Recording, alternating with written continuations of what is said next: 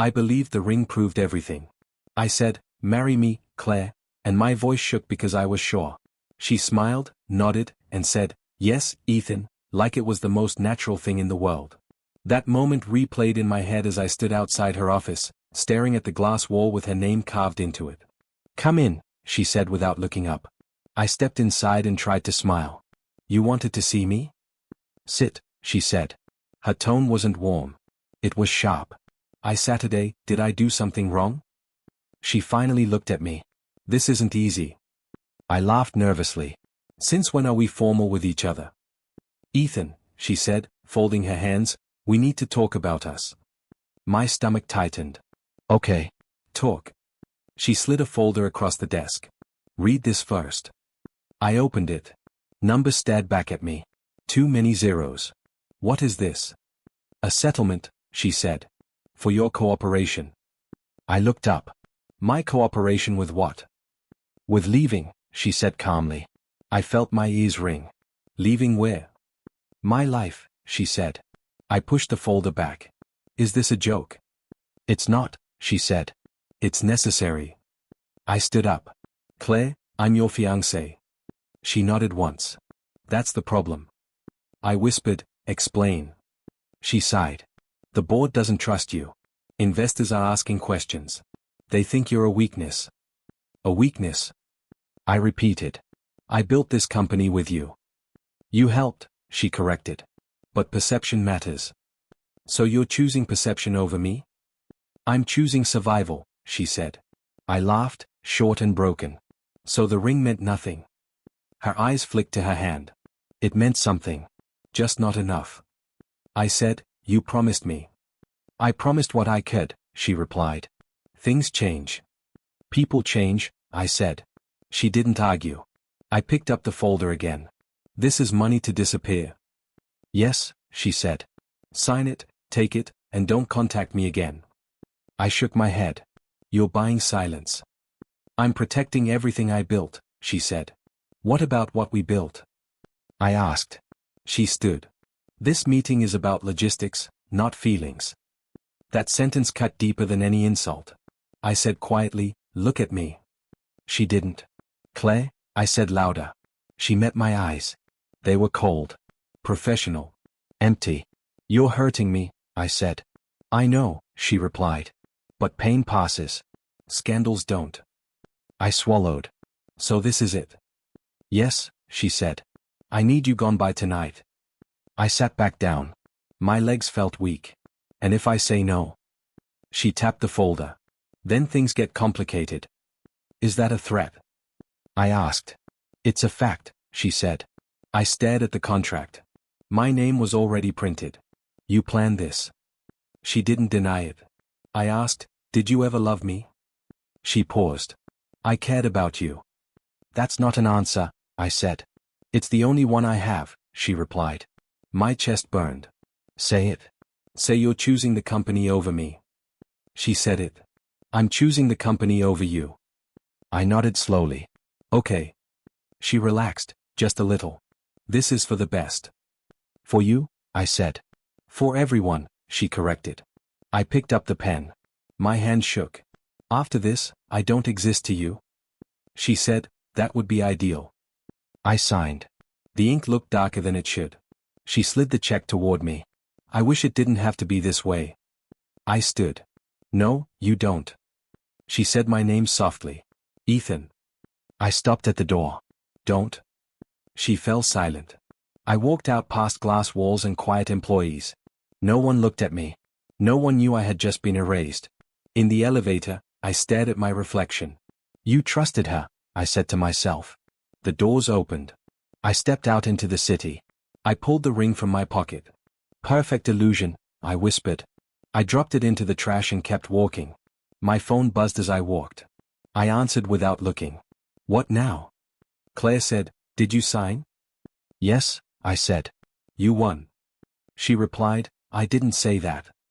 "You didn't have to," I said. "You already chose." She said, "The money should clear by morning." "I don't care," I said. "You should," she replied. "It's generous." "Is that how you sleep at night?" I asked. She was quiet. Please don't make this harder. I stopped walking. You already did. Ethan, she said, this doesn't erase what we had. It does, I said. You just paid to forget me. That's not fair, she said. Neither is this, I replied. She said, I hope one day you understand. I laughed. I understand perfectly. She whispered, take care of yourself. You should have done that, I said, and ended the call. I stood there breathing, feeling smaller with every second. People passed me, talking, laughing, living. I said under my breath, I gave you everything. The city didn't answer. I straightened my shoulders and said, I'm still here. No one heard me, but I did. I refused to disappear quietly. I walked out of her office with the check folded in my fist. My hand shook, and I hated that it did. I said to myself, don't look back, but her voice followed me anyway. It's not personal, Ethan. It's business. The hallway felt longer than before. Every step sounded too loud. I pressed the elevator button and muttered, you really did this, like she could still hear me. The elevator doors closed. I stared at the metal wall and said, get it together. My phone buzzed. I answered without checking. What? Claire said, you forgot the signed copy. I laughed once. You noticed that? I need it for legal reasons, she replied. So now I'm paperwork, I said. Ethan, don't do this, she said calmly. I already did, I replied and hung up. I stepped into the street, the city moving like nothing had happened. Cars honked. People laughed. I whispered, how are you all still breathing? I pulled the contract from my pocket and stared at my name. I said, just tear it, but my hands didn't move. I checked my bank app. Empty. I swallowed and said, you're trapped. The truth tasted bitter. I went back upstairs an hour later. The receptionist avoided my eyes. I knocked. Claire said, come in. I placed the signed pages on her desk. There, I said. She glanced down and nodded. Thank you. That's it? I asked. Yes, she replied. You're not even going to look at me? This is harder if I do, she said. I leaned forward. You already chose easy. She said nothing. I turned to leave, then stopped. Did you plan this for long? She answered, long enough. So every smile was fake. Don't twist it, she said. I'm not, I replied. I'm understanding it. She sighed. Please don't make me the villain. I smiled sadly. You don't need my help. By the time night came, I was in my apartment, staring at walls that felt borrowed. I opened drawers and said, what do I even keep? My phone rang again. I ignored it. I packed clothes, my laptop, and one photo. I held the picture and whispered, I trusted you. I put it face down. The silence hurt more than shouting. A knock came. My neighbor asked, everything okay? I said, I'm moving. Tonight. Yeah, I replied. He nodded. Good luck. Thanks, I said, and meant it more than he knew. I dragged my bag outside. The city lights felt colder. I called a cab and said, bus station. The driver asked, long trip? I don't know, I answered. He said, running from something? I shook my head. Running to myself. At the station, I bought a ticket with shaking hands. I sat down and said, don't cry. My phone buzzed again. A message from Claire read, I hope one day you forgive me. I typed, I hope one day you understand what you did. Then I deleted it. I said out loud, silence is part of the deal. The bus engine started. I leaned back and closed my eyes. I'm not leaving angry, I told myself. I'm leaving alive. As the city faded behind me, I felt smaller, but lighter too. I whispered, this isn't the end. The road answered by carrying me forward. I arrived in the coastal town before sunrise. I stepped off the bus and said, this is it, even though no one was listening. The air smelled like salt and quiet. I told myself, new place, new name. I checked into a cheap motel and wrote Evan Cross on the form. The clerk asked, staying long? I don't know, I said. She shrugged. Nobody ever does. I took small jobs during the day. At a cafe, the owner asked, you got experience? Enough, I replied. He said, that's honest. I worked, nodded, and kept my head down. At night, I avoided mirrors. When I caught my reflection once, I said, you look like a stranger, and turned away. One afternoon, I sat in a diner counting coins. A man at the next booth slammed his hand on the table and said, "This doesn't make sense." I looked up without meaning to. He noticed and said, "You got a problem with math?" I said, "No. I've got a problem with bad numbers." He frowned. "What's that supposed to mean?" "It means you're missing something," I replied. He stared. "You want to explain?" "Only if you want help," I said. He hesitated. "Sit." I slid into the booth. He pushed papers toward me. "My firm's bleeding. Everyone says cut losses." I scanned a page. "They're wrong." He scoffed. "Everyone?" "Yes," I said. "Including you." He leaned back. "And who are you?" "Someone who hates waste," I replied. He said, "That's bold." I pointed. "Your overhead isn't the problem. Your timing is." He blinked. "Go on." "Delay expansion, restructure debt, and stop chasing prestige," I said. "You don't need bigger clients. You need smarter ones." He was quiet. Then he said, "Name's Daniel Wright." I nodded. "Evan. Is that your real name?" "It's the one I'm using," I said. He smiled slightly. "Fair enough." We talked for an hour. He asked questions. I answered. He challenged me. I pushed back. At one point he said, "Why are you here?" I replied, "Because nobody knows me." "That sounds lonely," he said. "It's peaceful," I corrected. He paid the bill and said, "Come by my office tomorrow." I hesitated. "I'm not looking for a job." "I'm not offering one," he said. "I'm offering a conversation." I nodded. "I can do that." The office was small and stressed. A woman whispered, "He's in a meeting," when I arrived. Daniel opened the door and said, "Cancel it." She blinked. "Sir." I said, "Cancel it," he repeated. Inside, he said, "Talk." I asked, "About what?" "About why you walked into my life yesterday," he replied. I said, "I was hungry." He laughed. "Try again." "I was tired of being invisible," I admitted. He nodded slowly. "You're not invisible." I said, "I am here." "Not to me," he replied. Days passed. I came back. We argued numbers. We fixed leaks. He listened. One evening he said, "You ever run something big?" "Yes," I said. "Why aren't you now?" "Because I trusted the wrong person," I replied. He didn't push. He just said, "People disappoint. Minds don't." That sentence stayed with me. I walked back to the motel later and caught my reflection in the window. I stopped. I looked. I said, "You're still here." For the first time, the man staring back didn't look broken. He looked quiet. Useful. Real. I sat on the bed and said out loud, "Claire never listened." The room stayed silent. Then I added, "Daniel does." I lay back and closed my eyes. For the first time since everything fell apart, I didn't feel erased. I felt seen. I started coming to Daniel's office every morning without being asked. He noticed on the third day and said, "You're early." "I don't sleep much," I replied. He nodded. "Neither do problems." We sat across from each other, coffee between us. He said, "You think quietly." I had to, I said. "Why?" "Because loud people get replaced," I replied. He smiled slightly. "That's true." I asked, "Why do you let everyone else talk first?" "Because power doesn't announce itself," he said. "It waits."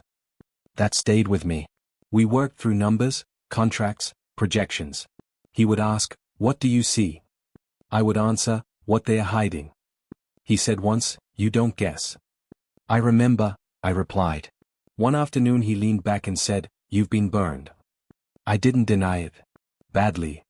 He asked, "Do you want payback?" I said, "No." He raised an eyebrow.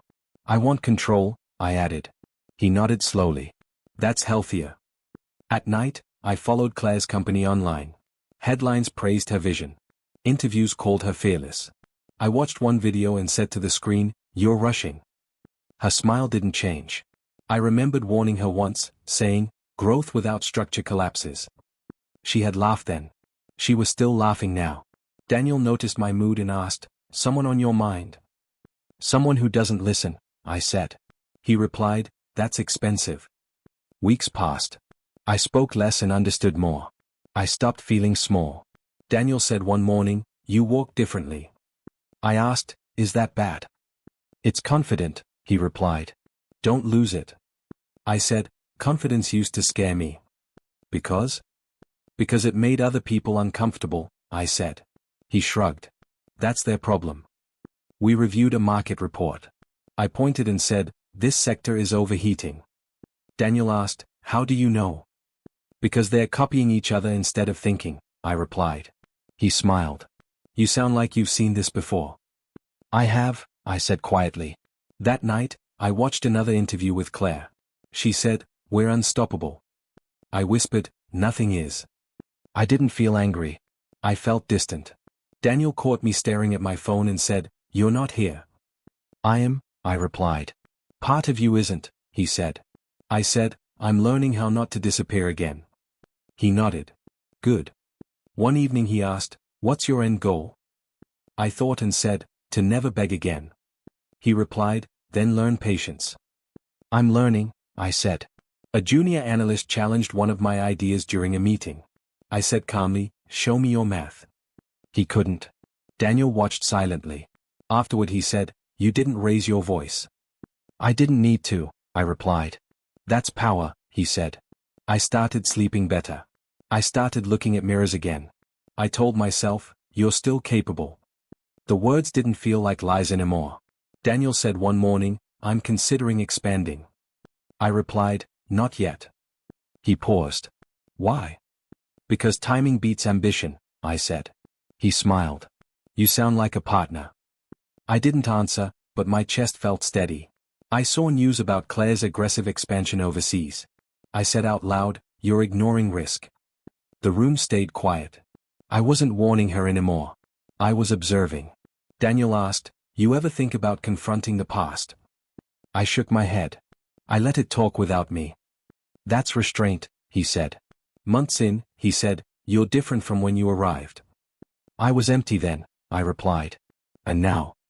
"Now I'm watching," I said. He nodded. "Watching teaches patience." "It also teaches endings," I added. I stood by the window that evening and said softly, "She made me disappear." Daniel asked, "And?" "She didn't destroy me," I said. For the first time, I believed it completely. I signed the partnership papers under a name that wasn't mine and said, "No photos." Daniel looked at me and asked, "Still hiding?" "I'm choosing silence," I replied. He nodded. That kind of power lasts. Weeks passed fast. The firm grew. Phones rang. People listened when I spoke. One morning Daniel walked into my office and said, "We got a funding request." I asked, "From who?" He slid the folder across. "Harrington Global." I didn't touch it. "Open it." He did and paused. "You know this company."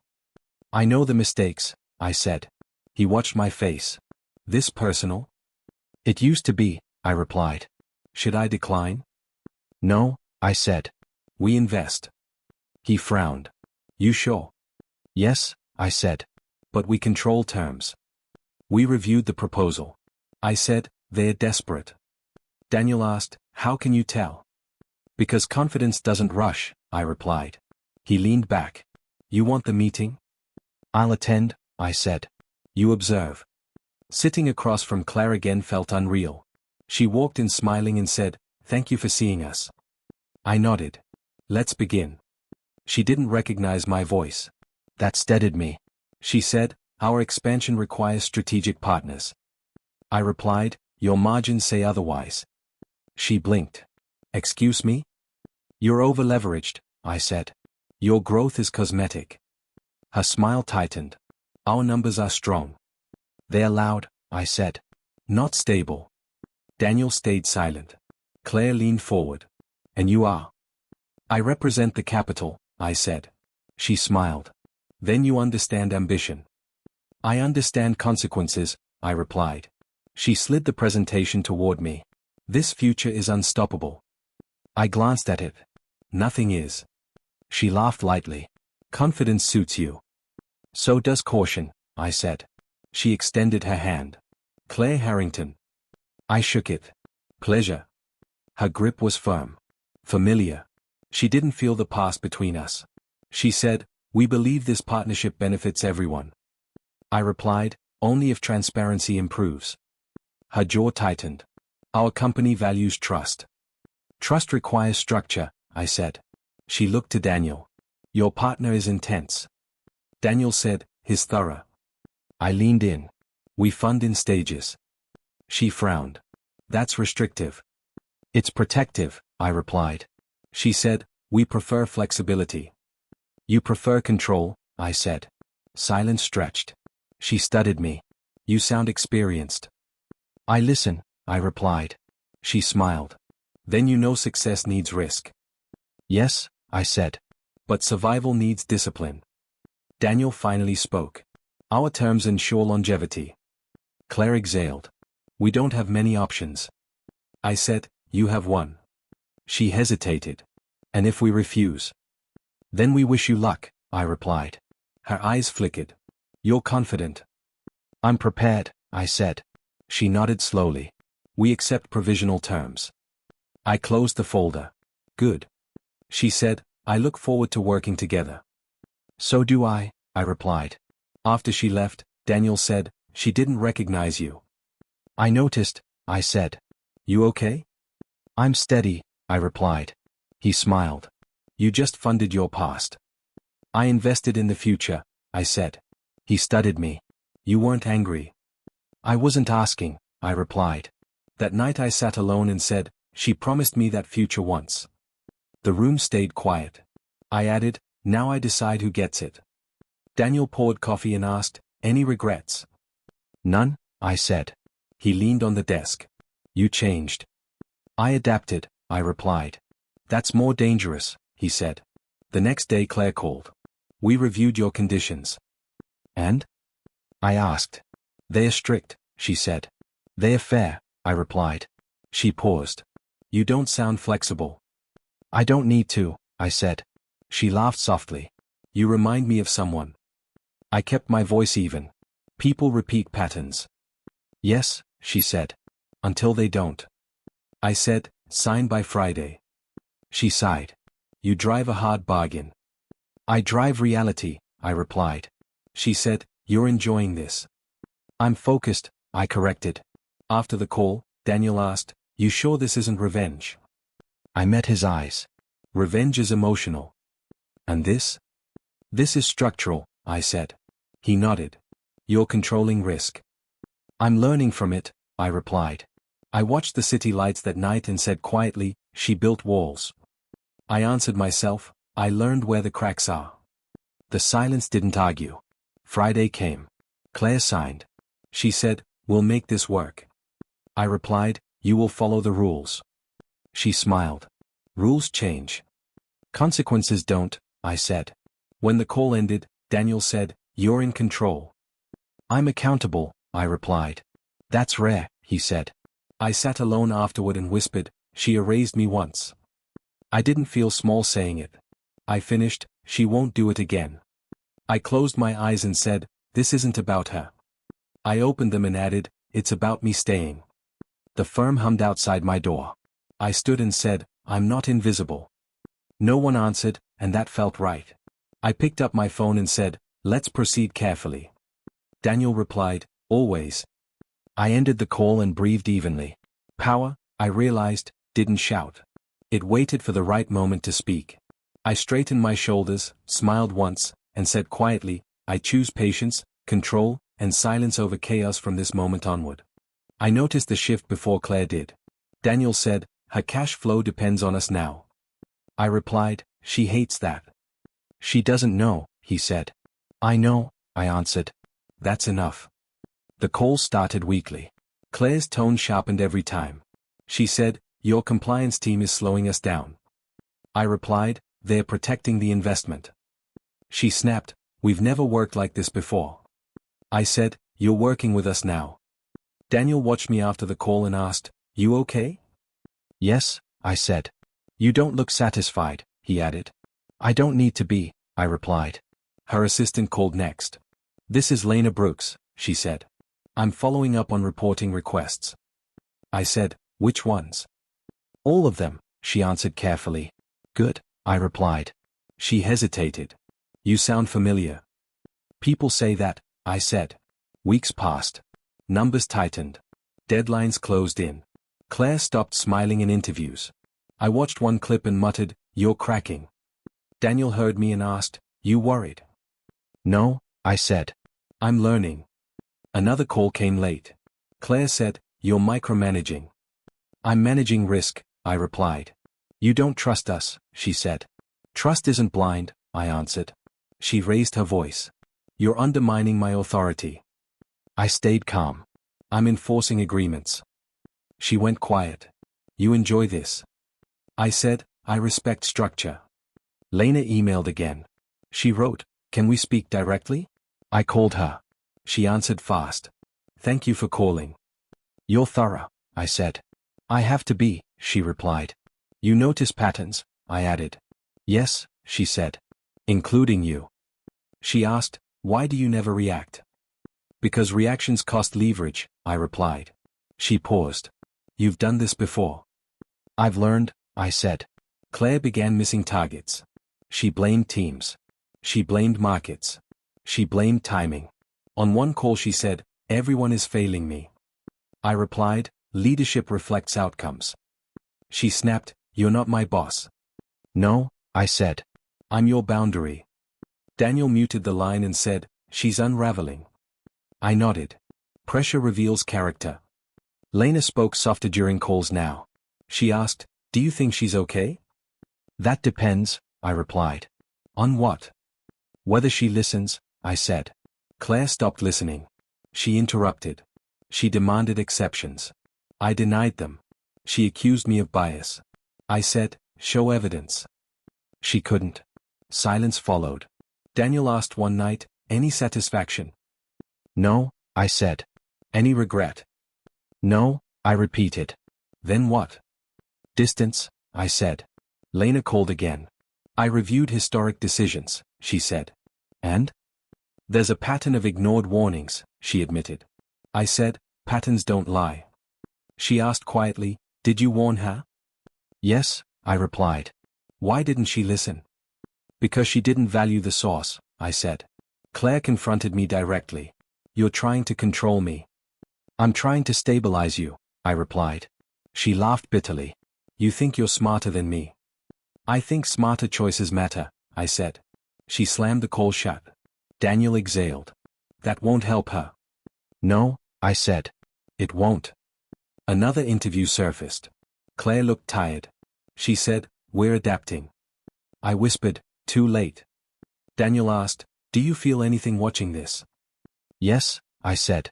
"What?" "Closure," I replied. Lena sent a final message. "I see it now." I replied, "Seeing changes everything." She answered, "You're not cruel." I typed, "I'm finished growing." Claire missed another deadline. The board pushed back. She called furious. "You turned them against me." "I gave them data," I replied. She shouted, "You're destroying my company." "No," I said. "I'm revealing it." She went silent. When she spoke again, her voice shook. "Who are you?" I said, "Someone you ignored." The line went dead. Daniel said, "That sounded final." "It was," I replied. I leaned back and said, "Watching her fall doesn't feel like victory." Daniel asked, "Then what does it feel like?" "Growth," I said. I thought of who I used to be and said quietly, "I outgrew her." Daniel nodded. "That's the real shift." I looked at the screen one last time and said, "She built an empire on noise." I added, "I built myself on silence." I stood and said, "Let's continue." Daniel smiled. "With discipline." "Always," I replied. As the call stopped, I felt no joy, no anger, only certainty. I didn't need her to fall to rise. I had already moved beyond her reach. The board meeting started tense. I sat quietly while voices overlapped. Someone said, "We need clarity." Another snapped, "We need stability." Claire finally spoke, sharp and defensive. "This company is fine." I leaned forward and said, "No, it isn't." The room went still. Claire turned to me. "You don't get to decide that." "I do," I replied.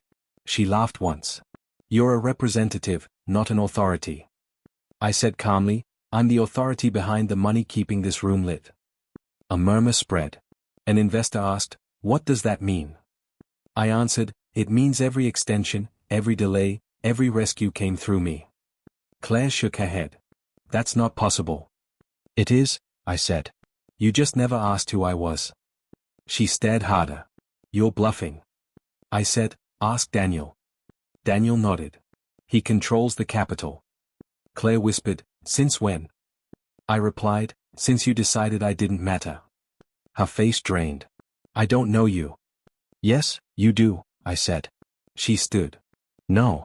I said, "Ethan." Silence slammed into the room. She sat back down slowly. "That's not funny." "I'm not joking," I said. Her voice shook. "You disappeared."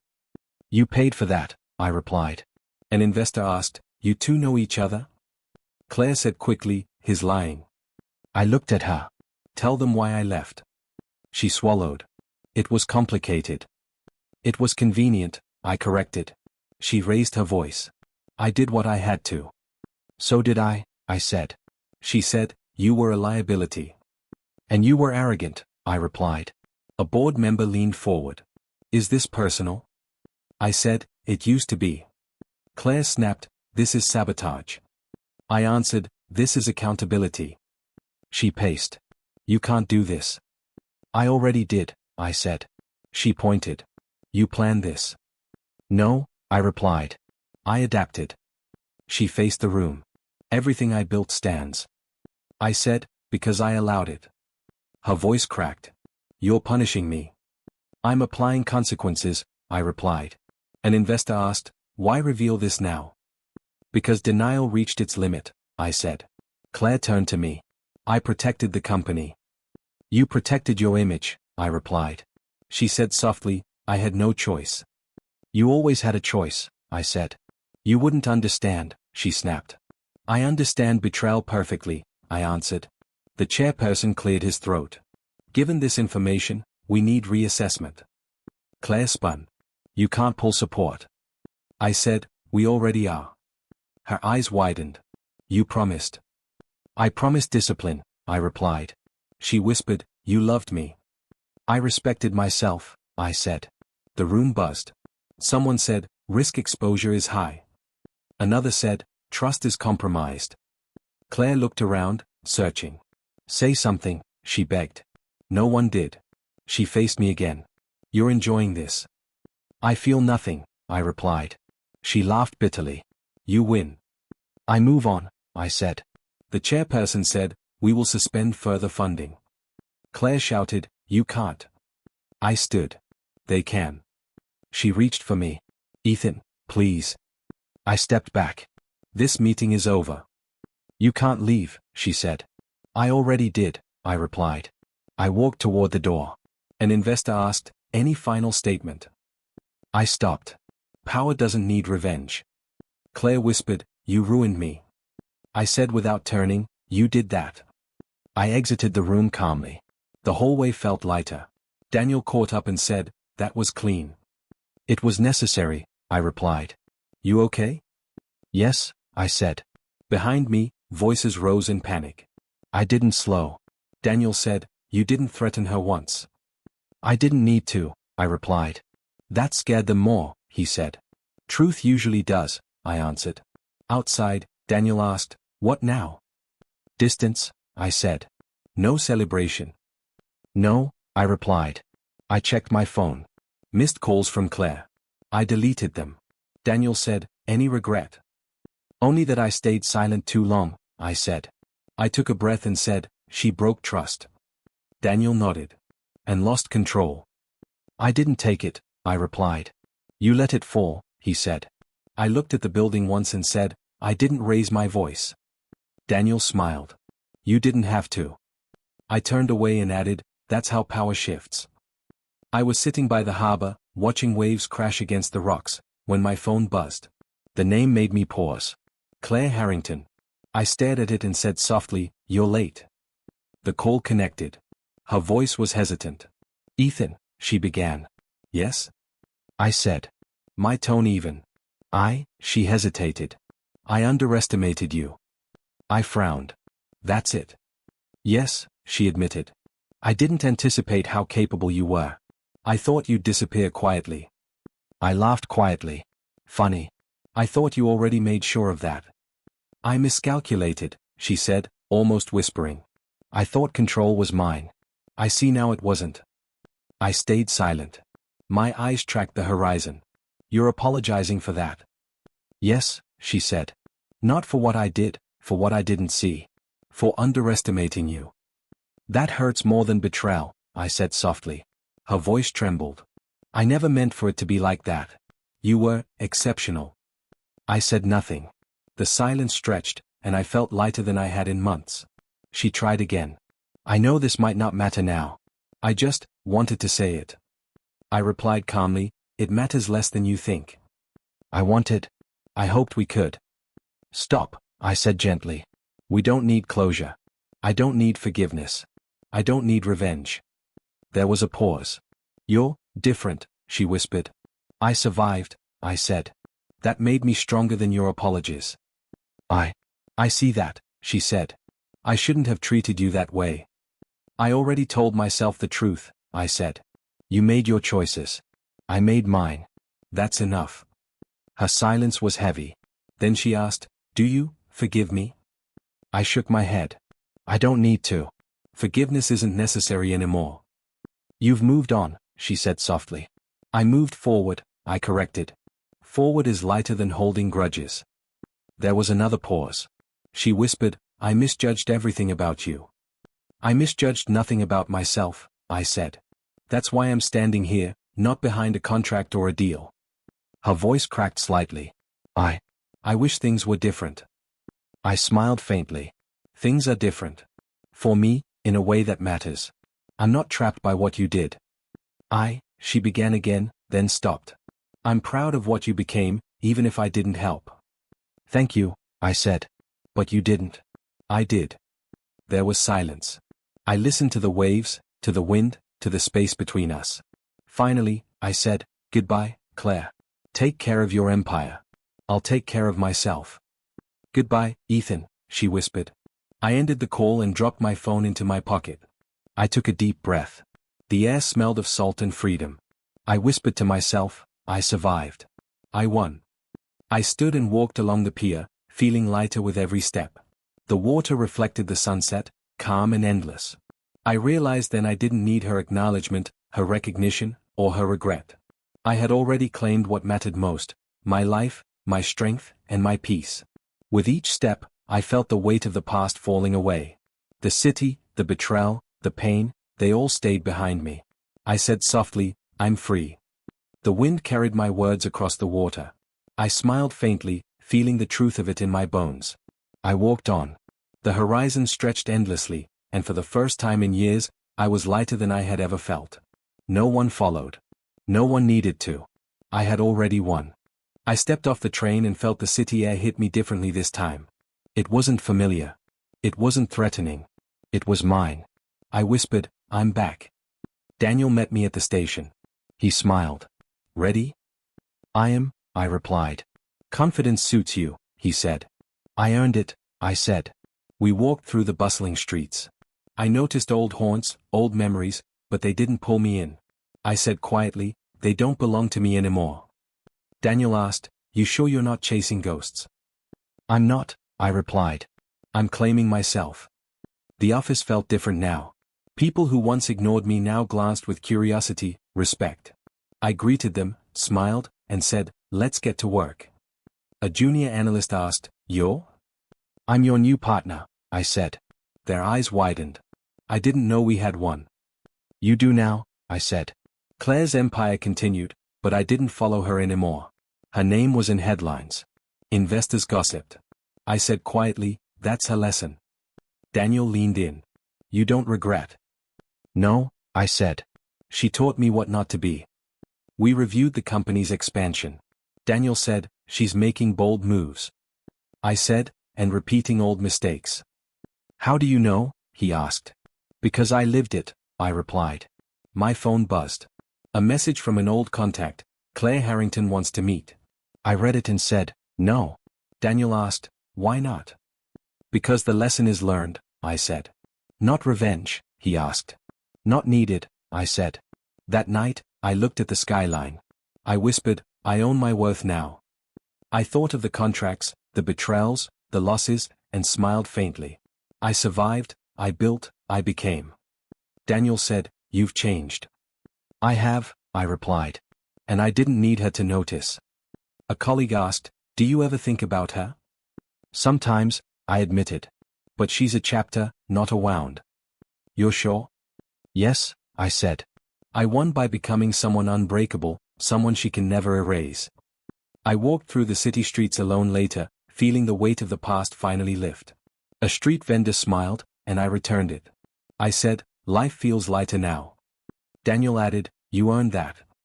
I did, I said. I checked my reflection in a glass door.